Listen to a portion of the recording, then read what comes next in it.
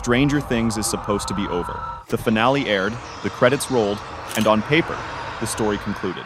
But almost immediately, a strange reaction spread through the fandom. People weren't devastated, they weren't shocked, they weren't even angry. They were uneasy, like something important had been left unfinished, not emotionally, but structurally. Like the show ended, but reality inside the story didn't fully settle. That feeling is what gave birth to a theory now known as Conformity Gate. And unlike most fan theories, this one didn't explode because it was flashy or fun. It spread because it felt disturbingly plausible.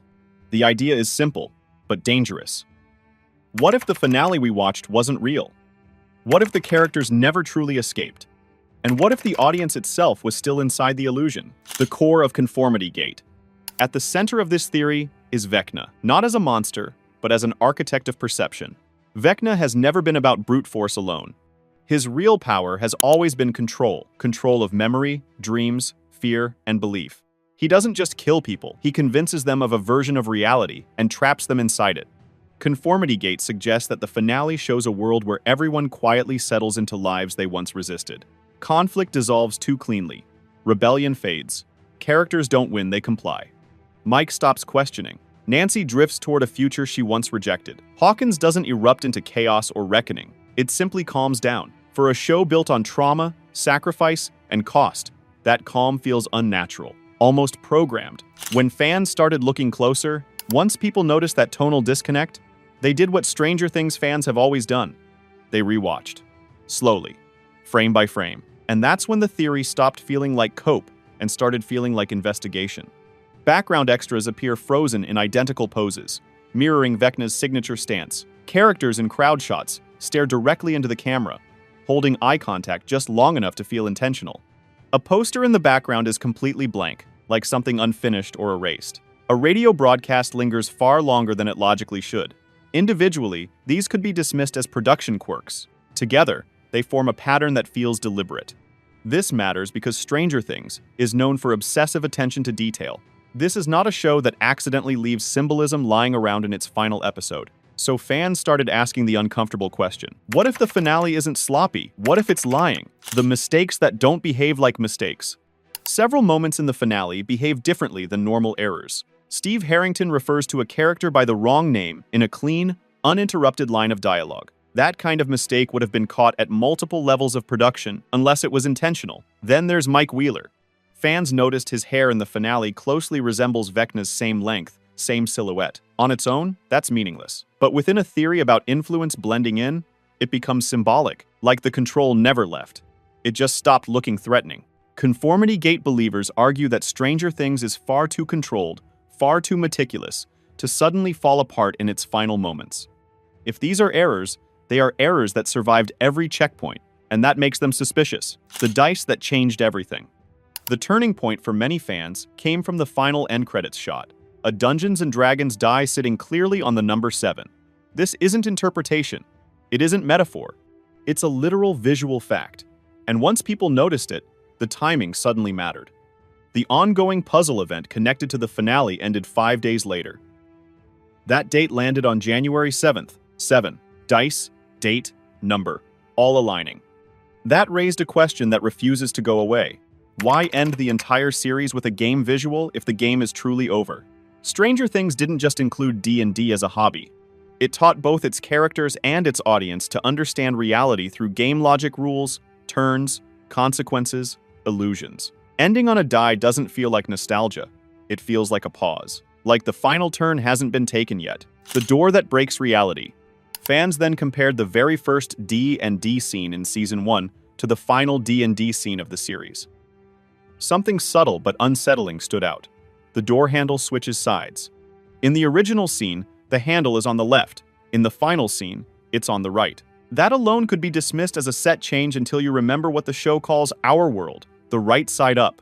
Symbolically, a right side handle should mean safety, completion. But when fans flipped the final staircase shot horizontally, the framing suddenly aligned perfectly with upside-down logic. Same composition, same spatial relationship, just inverted. Meaning what appears to be the right side up may actually still be flipped. The characters think they're home, but visually, the language of the show suggests otherwise. The voice you're not supposed to hear. During the finale, the WSQK radio broadcast continues longer than it should. and listeners wearing headphones noticed something buried deep in the audio. A faint, distorted voice repeating a line. Mike, Mike, wake up. Mike has always been the storyteller, the one who contextualizes danger when reality stops making sense. So, the idea that someone is telling him to wake up carries weight. Vecna doesn't just control bodies, he controls perception, dreams, altered states. And telling someone to wake up implies the opposite, that they're still asleep, still trapped, still inside something artificial. That interpretation becomes even more uncomfortable when you realize Mike's final act in the series isn't fighting, it's narrating, explaining, maintaining the story. The Hopper moment that feels like a message. Near the end of the finale, Hopper speaks to Mike about guilt and self-punishment. Mid-conversation, he looks directly into the camera, not past it, not near it, straight into it. And he delivers a line about pushing people away and suffering because you think you deserve it. Then he looks back at Mike and continues as if nothing happened. Stranger Things almost never breaks eyeline accidentally. That line doesn't just apply to Mike. It applies to nearly every character in the series and arguably to the audience itself. Fans tried to dismiss it as coincidence, but the timing is too precise. The look happens exactly during the most universal line in the conversation. It feels less like a mistake and more like an address. The book that shouldn't be there. During the graduation photos at Hopper's house, fans noticed a book in the background titled Mr. What's It. Later, that same book appears again during a D&D scene. Same title, same placement style. Two completely different moments, and the name matters. Within Stranger Things lore, Mr. What's It is associated with deception, false guides, and entities that manipulate perception rather than attack directly. That's important because the finale isn't about violence, it's about comfort. Everyone settling down, everyone accepting the reality they're given. So why keep a book tied to illusion and manipulation, visible in scenes meant to represent closure? Why Conformity Gate won't go away? If this were just fandom denial, it would have burned out quickly, but it hasn't. Instead, fans are still posting frame analyses, audio isolations, and side-by-side comparisons days after the finale. Not reactions, investigations. That's the difference. Half the audience thinks it's unhealthy. The other half believes ignoring the clues is exactly what Vecna would want, and Netflix staying silent isn't helping. No clarification, no denial, no explanation, just quiet. Whether intentional or not, that silence is pouring gasoline on the theory. The question that won't stay answered. At this point, whether a secret episode exists almost becomes secondary. Conformity Gate has already done something more interesting. It exposed how deeply Stranger Things trained its audience to distrust surface-level reality, to look for illusions, to question neat endings. So the final question isn't whether Netflix is hiding one last episode. It's this: did the game actually end, or did we just stop rolling the dice? Because January 7th is 7 days after the finale dropped. 7 days is how long Will Byers was missing in Season 1, and Joyce was told she was crazy for believing something was wrong. Stranger Things has never been subtle with its echoes. And until something officially closes that door, fans are going to keep asking the same question. Were we watching the ending? Or were we still inside the illusion?